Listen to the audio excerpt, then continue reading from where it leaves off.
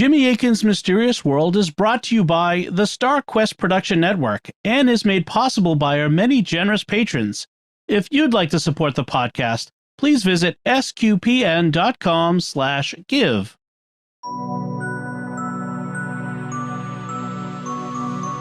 You're listening to episode 268 of Jimmy Akin's Mysterious World, where we look at mysteries from the twin perspectives of faith and reason.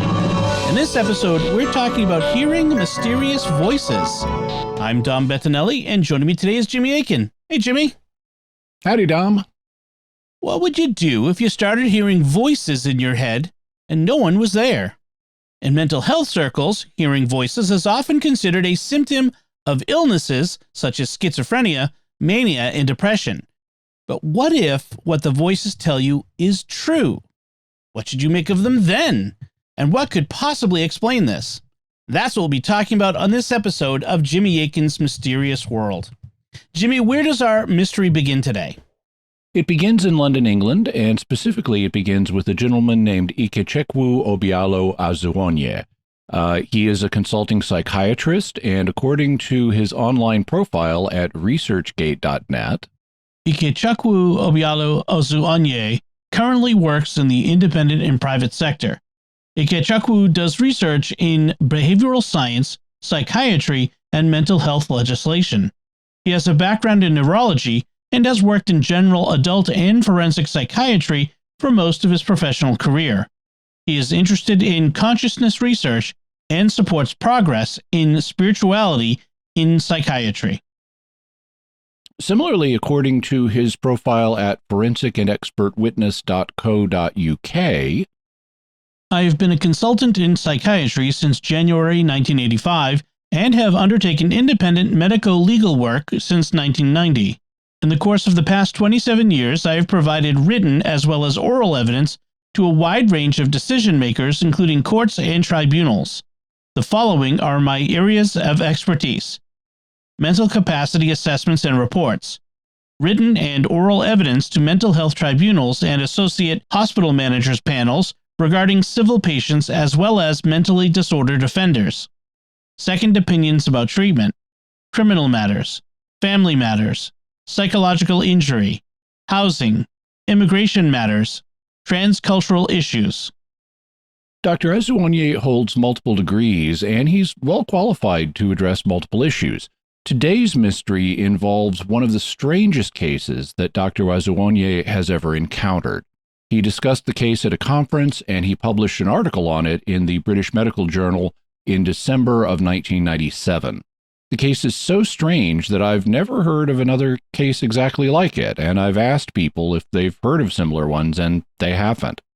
I did online searches of other researchers who cited Dr. Azuonye's case, figuring that later research papers that uncovered similar cases would cite his as precedent, but I didn't find any of the papers citing his that mentioned a similar case. I figured that if anybody had heard of another one, it would likely be Dr. Azuonye himself, because anyone encountering anything similar might consult with him on the case, or at least mention it to him. So I emailed Dr. Azuonye and asked him if, in all the years since he had the case, anyone had told him anything similar had happened in one of their patients. And he emailed me back and said, Dear Jim, good day and how are you? Thank you very much for your interest in my case report of December 1997. No, I have not come across any similar case at any time since then. Kind regards, Ike Azuonye. So even Dr. Azuonye himself has never heard a report of a similar case, and that illustrates how this one is really, really unique. The case involves a person hearing voices in their head. What does that normally signify? While hearing voices can be normal, it is often associated with various mental health issues. According to a 2003 paper in the journal Medical Hypotheses by Dr. Robert Bobrow, hearing voices can be psychiatrically normal, for example, the voice of a recently departed loved one while grieving, or abnormal, associated with schizophrenia 60 to 90% of the time, with mania 20% of the time, and with depression almost 10% of the time. At least that represents a conventional psychiatric view. I actually think there are additional circumstances besides just being in grief where you might hear voices and it wouldn't be a sign of mental illness. But this gives you a sense of how the situation is treated in psychiatric circles. So if you are currently grieving and recently lost a loved one, hearing a voice, specifically the voice of the person you lost, may be normal. However, apart from that situation, it's conventionally thought in psychiatry to be associated with mental illness of some kind. 60 to 90% of the time, that illness will be schizophrenia. 20% of the time, it will be mania. And almost 10% of the time, it'll be depression. So unless you've lost someone, hearing voices is normally considered a symptom of mental illness, most commonly schizophrenia. And so that'll be the first thing that mental health professionals will be likely to diagnose you with, as we discussed in episode 262 on the Rosenhan experiment. Dr. David Rosenhan reported having people check into mental institutions claiming to hear voices that said things like empty, hollow, and thud, and they were almost all immediately diagnosed with schizophrenia.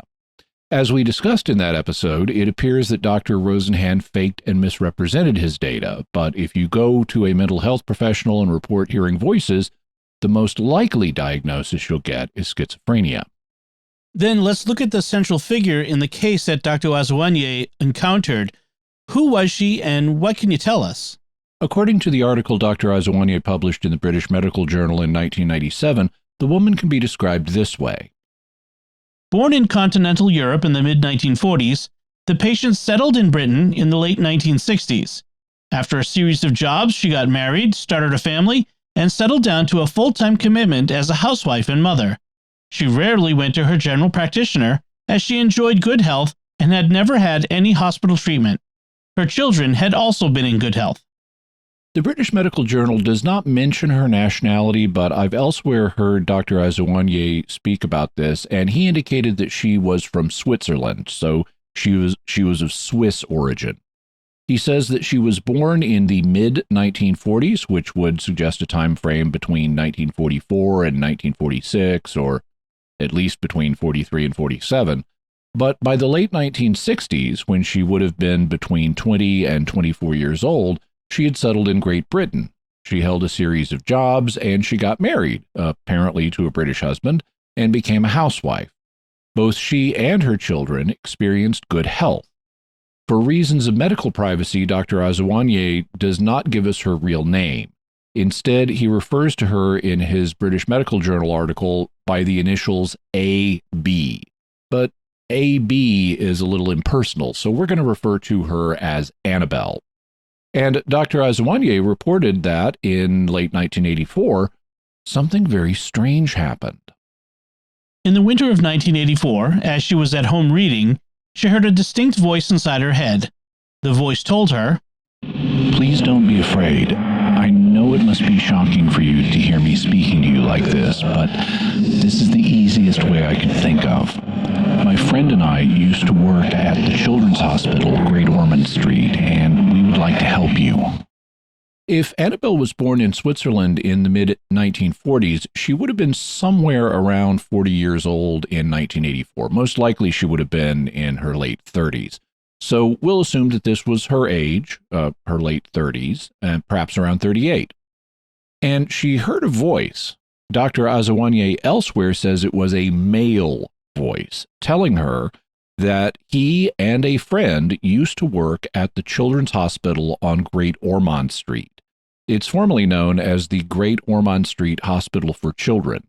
It was founded in 1852 as the Hospital for Sick Children, and according to Wikipedia, Great Ormond Street Hospital, informally GOSH or Great Ormond Street, formerly the Hospital for Sick Children, is a children's hospital located in the Bloomsbury area of the London Borough of Camden, and a part of Great Ormond Street Hospital for Children NHS Foundation Trust. The hospital is the largest center for child heart surgery in the UK and one of the largest centers for heart transplantation in the world. In 1962, they developed the first heart and lung bypass machine for children. With children's book author Roald Dahl, they developed an improved shunt valve for children with hydrocephalus and non-invasive percutaneous heart valve replacements. They did the first UK clinical trials of the rubella vaccine and the first bone marrow transplant and gene therapy for severe combined immunodeficiency. The hospital is the largest center for research and postgraduate teaching in children's health in Europe. In 1929, J.M. Barrie donated the copyright to Peter Pan to the hospital. So it's quite famous, and it has a statue of Peter Pan next to its entrance. It also has a really impressive interior. Annabelle had heard of the children's hospital, but did not know where it was and had never visited it. Her children were well, so she had no reason to worry about them. This made it all the more frightening for her, and the voice intervened again. To help you see that we're sincere, we would like you to check out the following. And the voice gave her 3 separate pieces of information, which she did not possess at the time. She checked them out. They were true. In his British Medical Journal article, Dr. Azounier does not say what these 3 pieces of information were, but I found an interview he did with British journalist John Ronson, and he gives more detail about what they were. There's a male voice and said to her, "There are 2 of us. We used to work at Great Ormond Street Hospital for Children. There's something we're going to tell you that will help you," but also said, "You're going to think you're mad, but you're not." The more they tried to reassure her, the more she panicked. Said, "All right, you go up to your balcony and we'll tell you what's happening in front of your house right now. Maybe you will believe us." They described to her, there's like a blue car coming around the corner, there's a white one in front of your house, there's a couple walking a dog, that sort of thing, but that made her even more frightened. So at least that gives us a sense of what the information was like. The voices said, go up on your balcony and here's what you're going to see.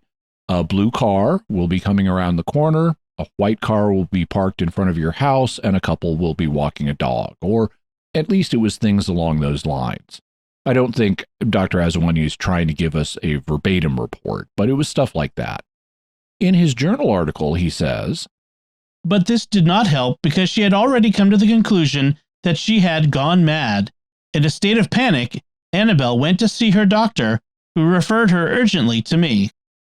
So, since Annabelle was aware that hearing voices is frequently a symptom of mental illness, she had concluded that she had gone mad, even though that's not a technical term in psychiatry. And it's understandable why she would conclude this. Popular media regularly reports on people hearing voices who have gone crazy. For example, this story was taking place in 1984, and a few years before that, back in 1976 and 77, the American serial killer David Berkowitz had become world famous as the Son of Sam killer. One of the things that had been widely reported about Berkowitz, and in fact the reason that he was reportedly called Son of Sam, was that he had been hearing hallucinatory voices.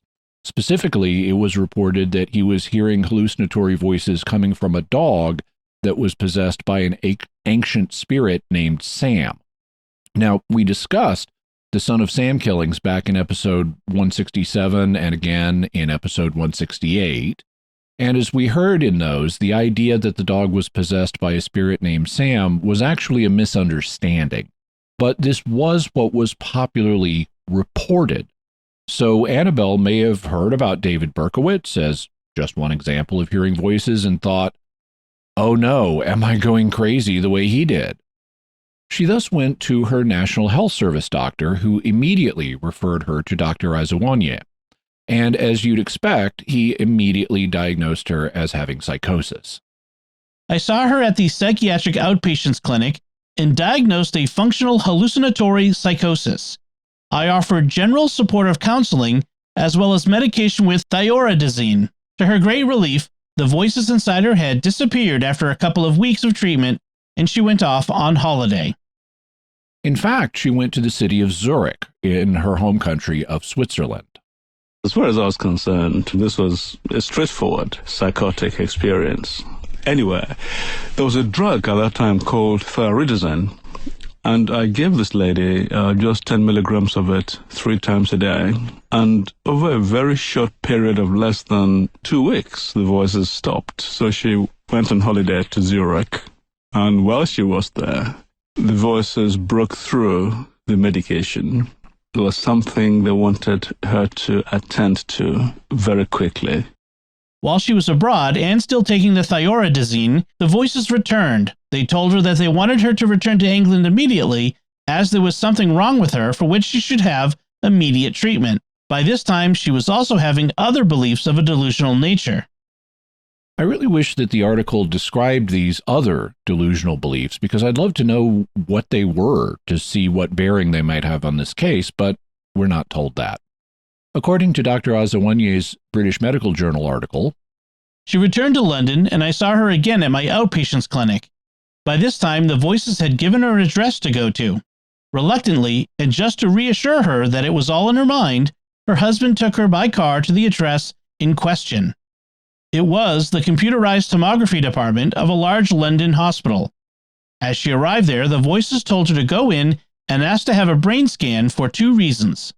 She had a tumor in her brain, and her brainstem was inflamed. Because the voices had told her things in the past that had turned out to be true, Annabelle believed them when they said she had a tumor, and was in a state of great distress when I saw her the next day. But there's a bit more to this part of the story. In his interview with John Ronson, Dr. Azawanyeh says, "It was at that point that these voices gave her an address to go to. They gave the number of the street with the postcode."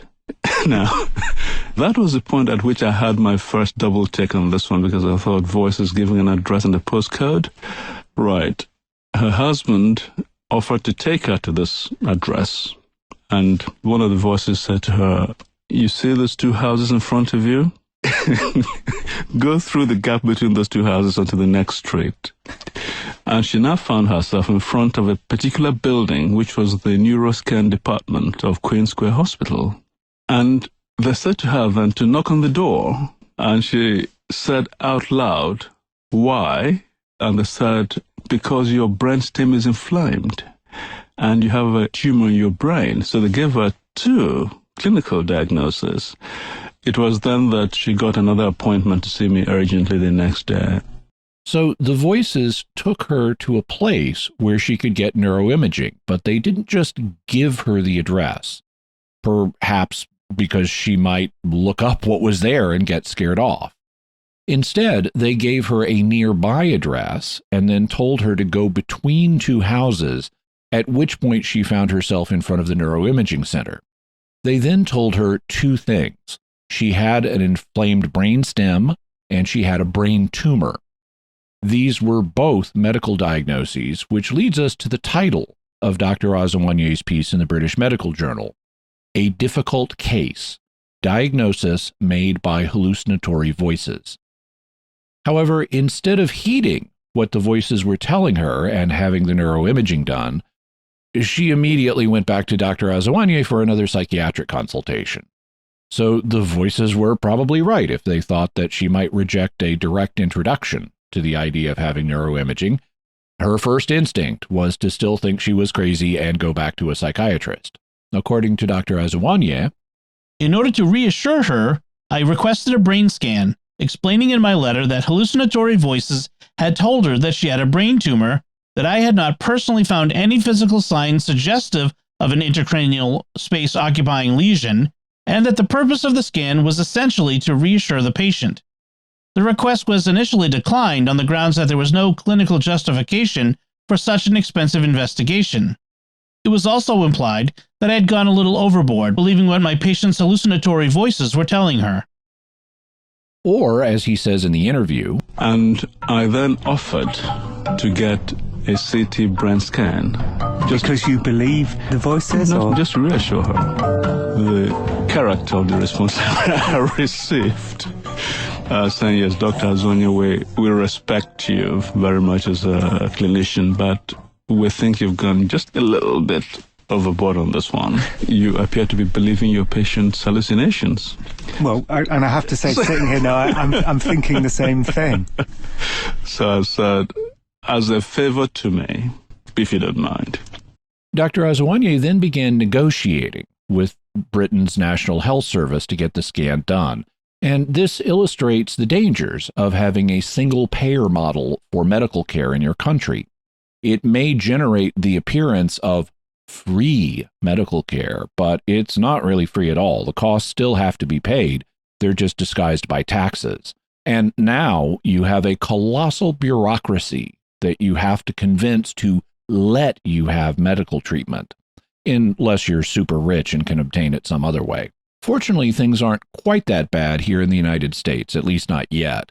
They're still really bad, since here most medical care is paid for by insurance, and that also involves a colossal bureaucracy that is inefficient and drives up costs too, which is the inevitable result of such bureaucracies. They blunt the effect of the market mechanism, which is to convey accurate pricing information.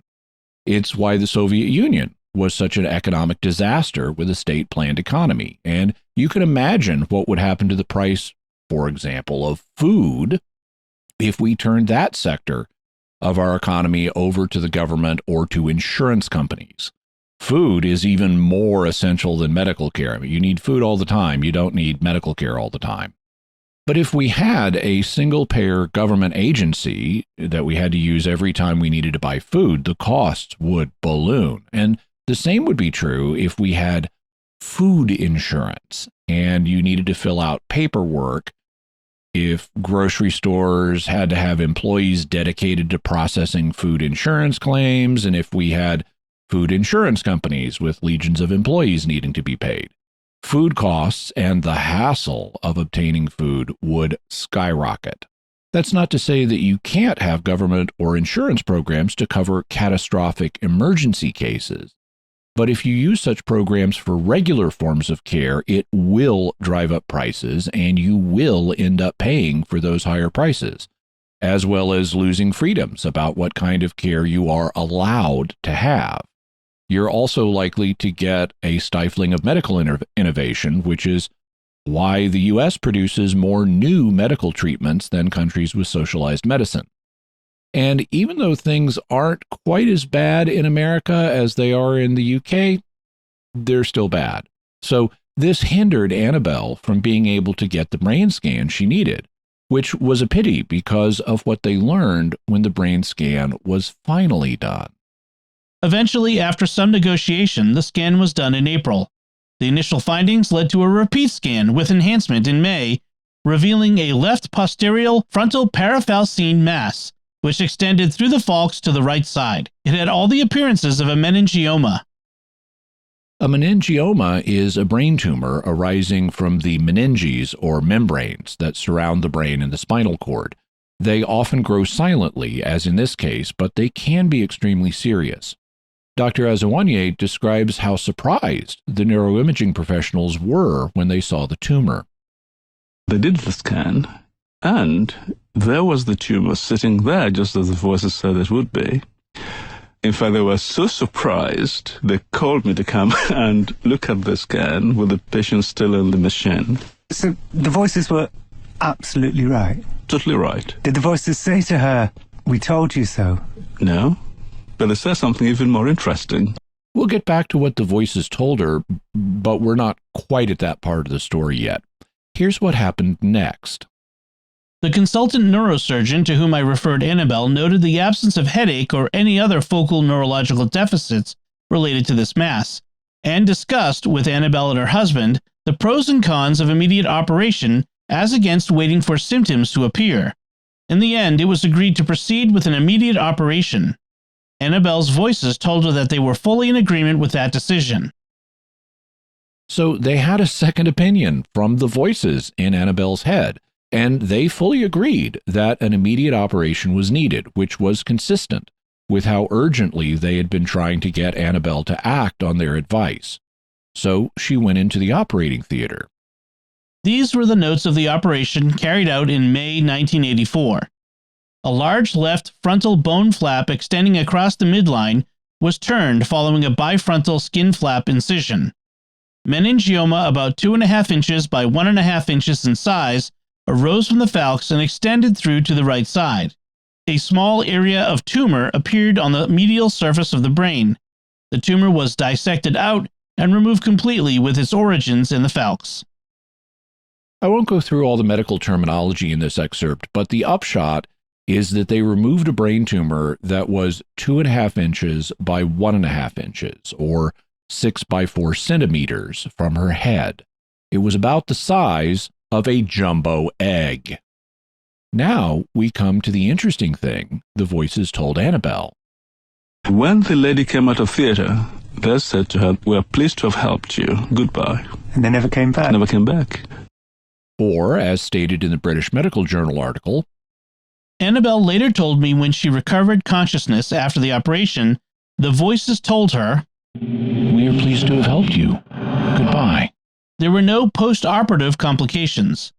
The dosage of dexamethasone was halved every 4 days, and then it was stopped. She was on prophylactic anticonvulsants for 6 months. Antipsychotic medication was discontinued immediately after the operation, and there was no return of the hallucinatory voices or the delusions which she had expressed. dexamethasone is a steroid that is used to bring down inflammation. She had apparently been on that because of the swollen brainstem she had, and now they titrated or adjusted her dosage downward by cutting it in half every 4 days. They did keep her on anticonvulsants for 6 months to try to avoid her having any seizures after the operation, but she didn't have any complications following the operation. They also immediately took her off the antipsychotic medication they had put her on to stop the voices, and despite this, the voices never returned, even though she was no longer on the medication meant to stop them. After they said goodbye, they just left. It appears all they were concerned with was helping her with the inflamed brainstem and the brain tumor, and so they just disappeared. What happened with Annabelle afterwards?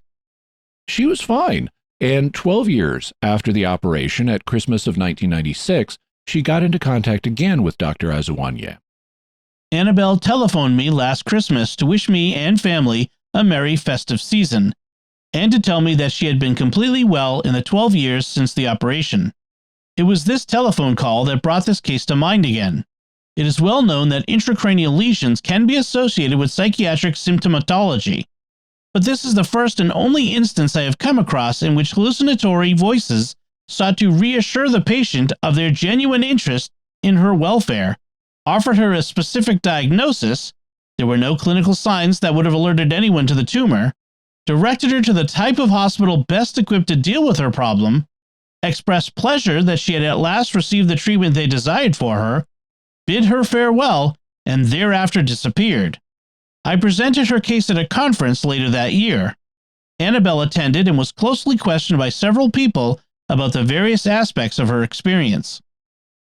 Or, as he says in the interview, And you presented her, didn't you? I did. I presented her at the Royal Free. She was invited in to talk to the academic staff and the students, and they put all kinds of questions to her, trying to understand what had happened to this lady. And the audience was split 3 ways. the 3-way split in the audience has to do with the theories that could possibly explain this event, which we'll turn to next. And before we get to those theories, we'd like to take a moment to thank our patrons who make this show possible, including Mark Y., David H., Scott D., John S., and John V. Their generous tax-deductible donations at sqpn.com/give make it possible for us to continue Jimmy Akin's Mysterious World and all the shows that star Quest. And you can join them by visiting sqpn.com/give. Jimmy Akin's Mysterious World is also brought to you by Fearvento Law PLLC, now assisting clients with expungements and set-asides of Michigan convictions. To learn more, call 231-202-3321 or go to fearventolaw.com, FIORVENTO law.com. And by DeliverContacts.com, offering contact lenses at low prices with free delivery. Visit DeliverContacts.com. Jimmy, what theories are there about Annabelle and her diagnostic voices? Essentially, there are 3 theories that we need to look at. First, could this have been a case of fraud? Because we always need to consider the possibility of fraud. Second, could there be a natural, non-paranormal explanation for the voices and their accurate diagnosis? And third, could this have been a paranormal event? And if so, what was the cause? So what can we say about this case from the reason perspective? Could Annabelle have just been committing fraud by claiming to hear the voices? And if so, what could her motive have been? The motive would have been financial. The claim is that Annabelle may have learned about the tumor, but as a Swiss national, she wasn't entitled to Britain's so-called free National Health Service, or NHS care. So she faked the voices to get access to the British healthcare system. John Ronson explains, There were other people there who thought she was a fraud. That as a Swiss national, she wanted free healthcare on the NHS, so she'd pretended not to know about her pre-existing brain tumour. But that can't have been the case, because she'd been living in Britain for ages and would have been entitled to free healthcare. As I pointed out, free healthcare isn't really free. That's just misdirection by government or insurance companies to make you think you're getting something for nothing, when really it has to be paid for, either by taxes or insurance premiums, and you get a bloated bureaucracy that will drive up the prices and limit medical innovation in the meantime. However, putting that aside, Dr. Azuwanye went into more detail about this possibility. Playing on the name of the popular 1990s television show The X-Files, he refers to those who opposed an exotic explanation as X-phobes and says, The X-phobes had a very different formulation. According to them, Annabelle had been given the diagnosis of a brain tumor in her original country and wanted to be treated for free under the NHS. Hence, they surmised she had made up the convoluted tale about voices telling her this and that. But Annabelle had lived in Britain for 15 years and was entitled to NHS treatment. Besides, she had been so relieved when the voices first disappeared on thioridazine that she had gone on holiday to celebrate the recovery of her sanity. Thus, not only was Annabelle already entitled to National Health Service care, she was so overjoyed when the antipsychotic medication made the voices go away that she went on vacation to another country to celebrate what she thought was her newly recovered sanity, which is behavior inconsistent with the idea that she was committing fraud to get money or health care, especially given the fact that international vacations cost money. So I don't think the fraud theory is a plausible explanation for this case. What about the second explanation? Could there be a natural, non-paranormal explanation for the voices and what they told her? Dr. Azuwanye has this to say on that subject. So there were those who said the tumor itself must have been responsible for the voices. Yeah. Tumors can cause any kind of experience, including voices. And he's right. Brain tumors can distort your perception of reality. They can cause you to have any kind of experience, including hallucinatory voices. That is a known phenomenon. But in this case, the voices were right. Annabelle did have inflammation and a brain tumor. So how would we naturally explain that? In his BMJ article, Dr. Azuwanye elaborates on this theory. There was a group at the case conference who offered a different opinion. Their view was that, the total lack of physical signs notwithstanding, it was unlikely that a tumor of that size had had absolutely no effect on the patient. She must have felt something, they argued. They suggested that a funny feeling in her head had led to her to fear that she had a brain tumor. That fear had led to her experience of hallucinatory voices. She may have unconsciously taken in more information about various hospitals than she realized, and this information was reproduced by her mind as part of the auditory hallucinatory experience. The voices expressing satisfaction with the outcome of her treatment were her own mind expressing its relief that the emergency was over, and the total disappearance of psychiatric symptoms after the removal of the tumor showed that these symptoms were at least directly related to the presence of the lesion, and may in fact have been produced by the lesion itself. This theory is possible.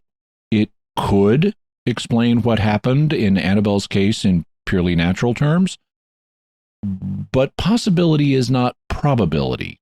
Just because it's a possible explanation doesn't mean that it's the probable one. And how you estimate the probabilities will depend on your other beliefs. If you're a strict naturalist, someone who doesn't believe that the paranormal or the supernatural exists, then this theory is the only one that will work. So from a viewpoint of strict naturalism, this would have to be what happened, or at least it would seem so. But if you're not a strict naturalist, if you think the paranormal or the supernatural does exist, or even if you're just open to the possibility that they may exist, then you have to think more deeply about this explanation. You can't just assume it's true on grounds of naturalism. Does the theory run into problems when you do that? It does, because it's a complex theory that goes contrary to the appearances. The voices presented themselves as those of people who formerly worked at Great Ormond Street Children's Hospital. So that's what the case appears to involve, the voices of former children's hospital workers. The idea that no such people were involved in thus goes contrary to the appearances of the case. It rejects the appearances rather than embracing them.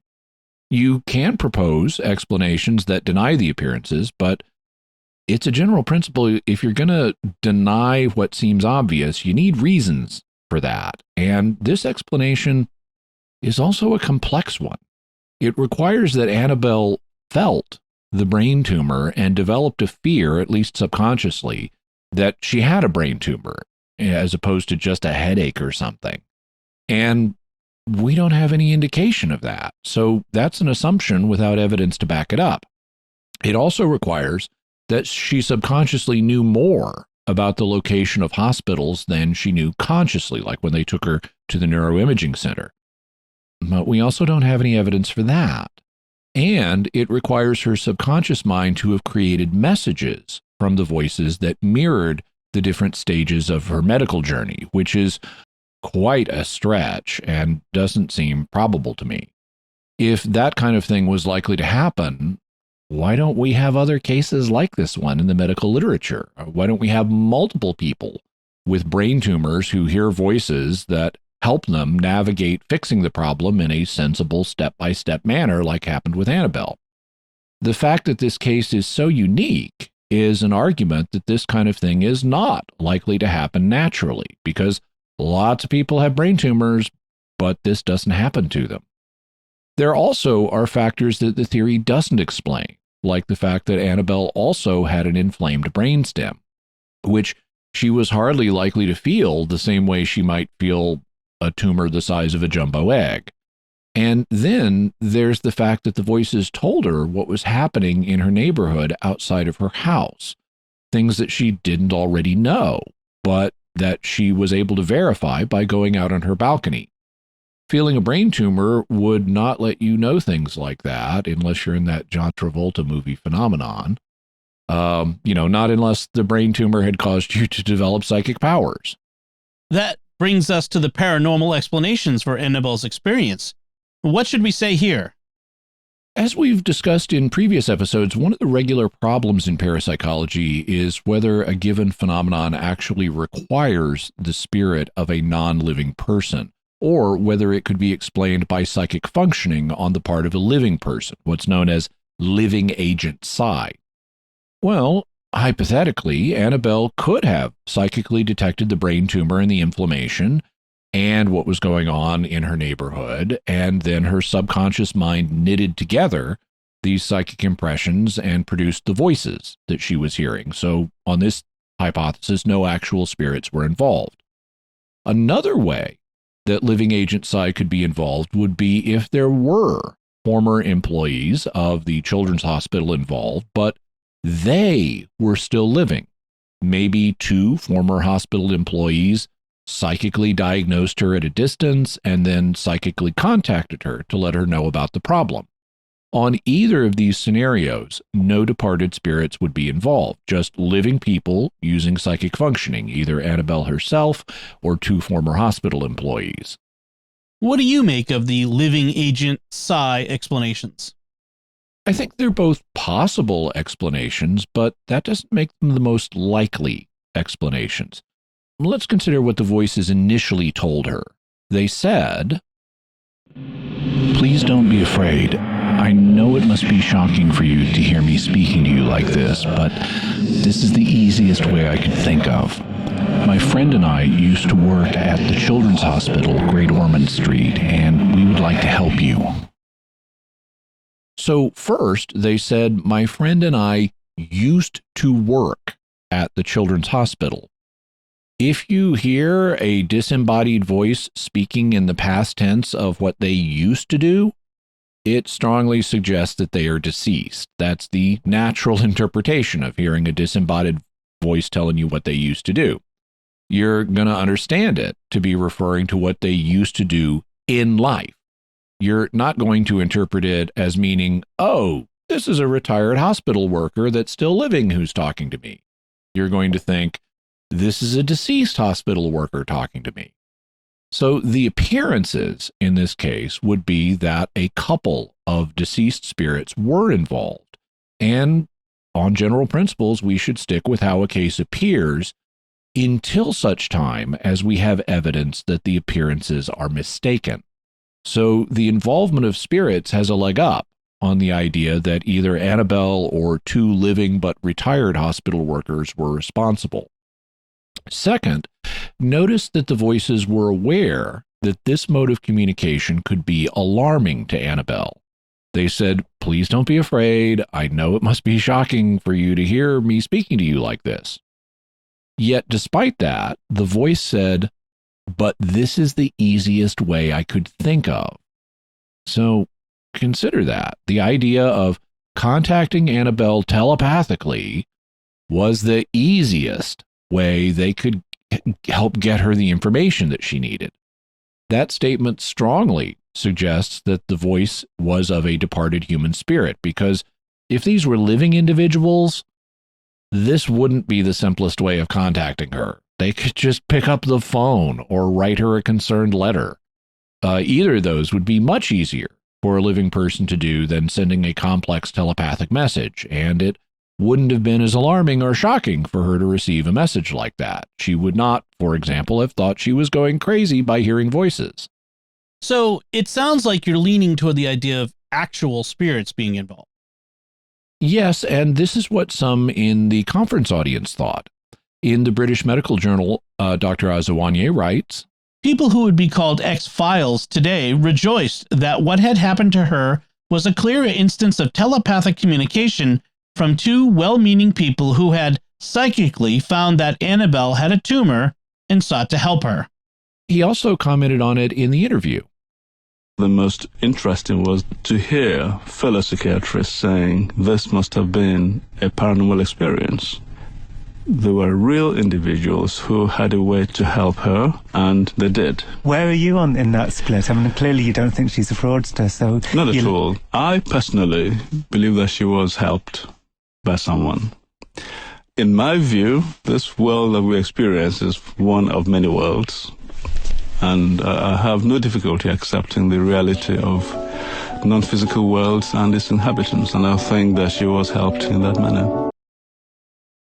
And I agree. As someone who believes in both the paranormal and the supernatural, I think that even though other explanations are possible, the most probable explanation, given the facts, is the idea that the spirits of deceased hospital workers contacted Annabelle. So that means, what can we say about this case from the faith perspective then? Could the voices have been demons? Well, anything is possible, but as we discussed in episode 188, you can't just assume things are demons. You need evidence for that, and I don't see any evidence of demonic activity in this case. The voices didn't behave like demons. They didn't try to lead Annabelle or anyone around her into sin. They didn't urge her to adopt false religious beliefs. They didn't try to take over her body. They didn't try to get her to worship idols. They were simply interested in alerting her to a serious medical problem she had, and then they ceased communicating with her once that medical problem was taken care of. I thus think that the most likely explanation is that they were departed human spirits who were trying to help Annabelle. Christian doctrine acknowledges that the spirits of departed humans exist. More specifically, Catholic doctrine acknowledges that spirits of people in heaven, the saints, can appear to people on earth, and Catholic theology commonly holds that spirits in purgatory can also appear to people. So whether these spirits were of hospital workers in heaven or in purgatory, Catholic theology would have no problem with the idea of them appearing to Annabelle in audio form to help her address her medical issue. You just said appear to her, but she didn't ever see them. No, but in parapsychology, appearances, or apparitions as they're known, don't have to involve sight. You can have a visible apparition, but spirits can also appear in other ways, such as in the form of a voice. They can even manifest to other senses, like touch or smell. So apparition is a general term that applies to any way that a spirit manifests, regardless of the sense or senses involved. Catholic theology also acknowledges that spirits can manifest in multiple ways. Specifically, what Annabelle experienced would be known as a locution. In English, the word locution refers to an act of speech or an utterance, from the Latin word locutio, meaning a speech or discourse, as in, I am Locutus of Borg, for Star Trek fans, when Captain Picard was assimilated and speaking on behalf of the Borg. Well, in a Christian context, when someone hears an interior voice, it's a form of private revelation known as an interior locution. And that's what Annabelle had when she heard the voices in her head. So, Jimmy, what's your bottom line on the mysterious voices that Annabelle heard? The case that Dr. Azuanye describes involving Annabelle is absolutely fascinating. The voices contacted her, said they were former medical professionals who wanted to help her.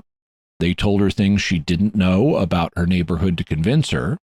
When she took medication that made the voices go away for a time, they undertook the effort to break through the effects of the medication while she was on vacation and alerted her to the urgency of her situation. They led her to where she could get neuroimaging. They gave her 2 diagnoses that turned out to be accurate. She had both brain inflammation and a brain tumor. They concurred with living medical professionals that she needed an operation quickly, and once the operation was successfully performed, they said they were pleased to have helped her, and then they said goodbye and never came back. The fraud explanation for this experience does not work. The natural explanation is possible, but not at all probable unless you're a strict naturalist. The living agent psi explanations, both of them, are also possible, but the most probable explanation is that this case involved exactly what it appeared to involve. 2 deceased medical professionals were trying to help a living woman who had an urgent medical condition that she didn't know about. Jimmy, what further resources can we offer to the listeners and viewers? We'll have a link to Dr. Azuanye's article, Diagnosis Made by Hallucinatory Voices. Also, we'll have a couple of his profiles on forensicandexpertwitness.co.uk and researchgate.net. Robert Bobro's paper, Paranormal Phenomena in the Medical Literature, Sufficient Smoke to Warrant a Search for Fire. Also, information about the Great Ormond Street Hospital and John Ronson's interview with Dr. Azuanye.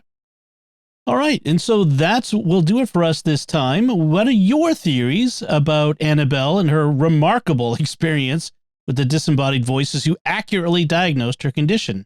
You can let us know by visiting sqpn.com or the Jimmy Akin's Mysterious World Facebook page, sending an email to feedback@mysterious.fm, sending a tweet to @mys_world, visiting the StarQuest Discord community at sqpn.com/discord, or calling our mysterious feedback line at 619-738-4515. That's 619-738-4515.